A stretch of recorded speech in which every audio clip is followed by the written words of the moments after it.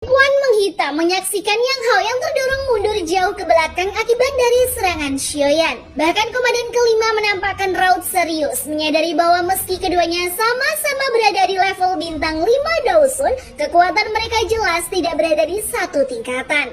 Di mana kekuatan Xiaoyan jauh berada di atas kekuatan Yang Hao. Sementara itu Yang Hao menahan amarah, wajahnya memerah karena merasa dipermalukan. Terlebih ia sadar bahwa Xiaoyan bahkan belum mengeluarkan satupun teknik dewa sejauh ini. Itu berarti dia telah dihajar mundur hanya dengan kekuatan dasar. Dengan kemarahan yang meluap, Yang Hao segera memanggil teknik pamungkasnya, segel pembalik tanah.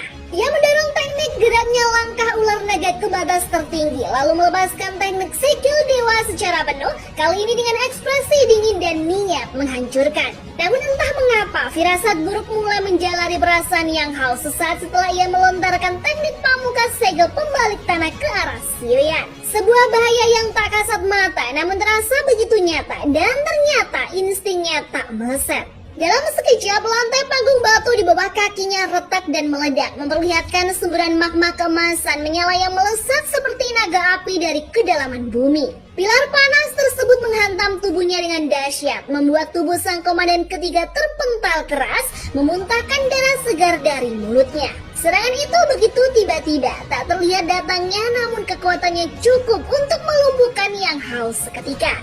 Semua mata tertuju pada sosok Xiaoyan yang masih berdiri tegak di tempatnya dengan tenang, tak bergeser sedikit pun.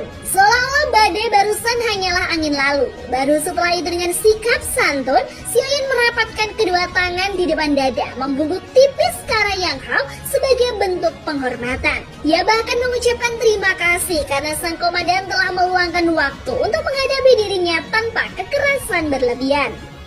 Reaksi terkejut menyebar di antara para penonton.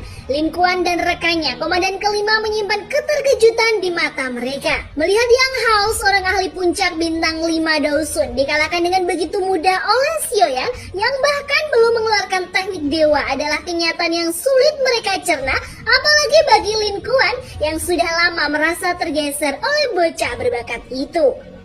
Di sisi lainnya, di tengah reruntuhan batu, tubuh Yang Hao mulai bergeliat. Dengan tertatih ia mencoba bangkit, menunjukkan wajah penuh luka dan pakaian yang koyak akibat benturan. Wibawanya sebagai komandan tampak luntur, namun kemarahan di matanya menyala terang. Dengan suara penuh amarah, ia berteriak menolak kekalahan, memaksa dirinya bangkit meski rasa sakit menjalar ke seluruh tubuh.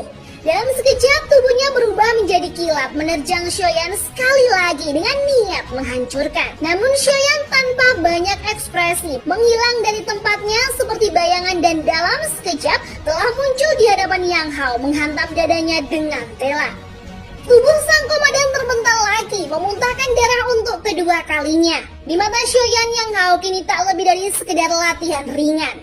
Pertarungan itu pun menjadi bahan perbincangan sengit di seluruh arena. Bahkan dari sudut ruangan, sekelompok 4 ahli yang sedang duduk mengamati mulai ikut bergosip. Di mana 3 pria dan 1 wanita itu berbisik soal betapa luar biasanya Xiaoyan.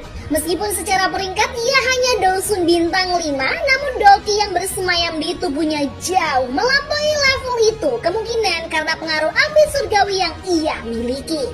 Wanita dalam kelompok itu yang bernama Huozi tampak acuh. Meski wajahnya tersembunyi di balik cadar merah, pandangan matanya yang tajam dan aura yang ia pancarkan tetap membuat semua orang sadar bahwa ia bukan orang sembarangan. Tatapannya yang tersembunyi separuh dari balik cadar mengarah pada Xiaoyan dan dengan suara dingin, ia menyatakan bahwa ia sangat tertarik pada api surgawi yang digunakan pemuda itu.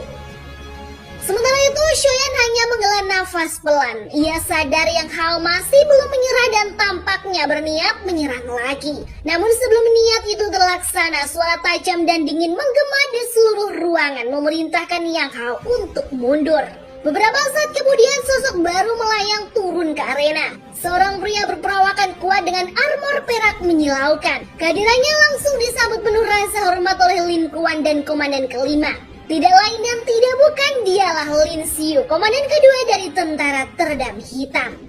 Xiaoyan menatap sosok yang baru baru datang itu dengan ekspresi datar. Ia tahu Lin Xiu bukan sosok sembarangan, bisa jadi ia adalah seorang bintang 6 Daosun. Dengan senyum tipis namun menekan, Lin Xiu membuka percakapan. Ia bertanya, apakah Xiaoyan memang hobi menghajar lawan seperti tadi? Dan karena nona muda yang disukai Xiaoyan juga tampaknya menyukai pria petarung, Lin Xiu pun mengajukan tantangan duel langsung.